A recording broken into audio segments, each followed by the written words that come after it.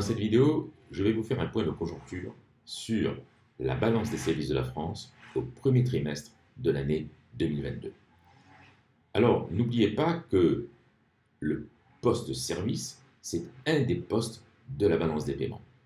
La balance des paiements comprend trois grands comptes: le compte de transactions courantes, le compte de capital et le compte financier.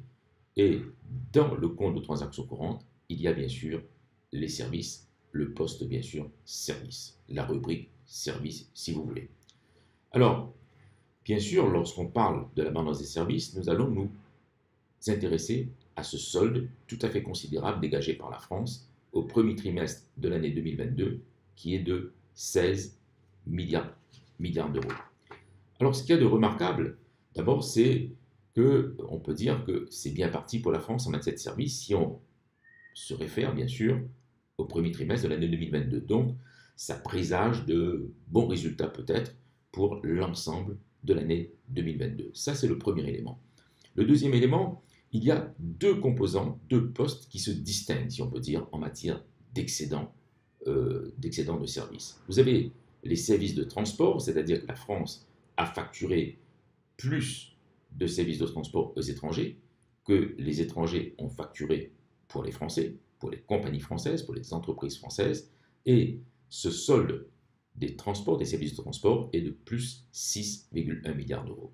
Vous avez ensuite un autre solde qui est remarquable, ça prouve que l'activité touristique redémarre en France, c'est le poste voyage, c'est ce qu'on appelle aussi la balance touristique, qui est la différence entre les dépenses des touristes français, étrangers en France et les dépenses des touristes français à l'étranger.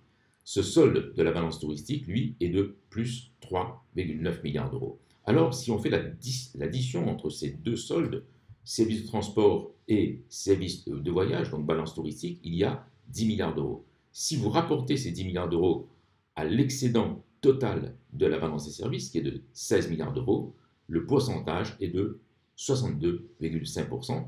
C'est dire l'importance de ces deux excédents dans l'excédent total de la balance des services pour la France au premier trimestre 2022. Voilà, j'espère que vous avez aimé cette capsule. N'oubliez pas de la liker, de la partager, de l'enregistrer et naturellement de vous abonner à notre chaîne YouTube Economics.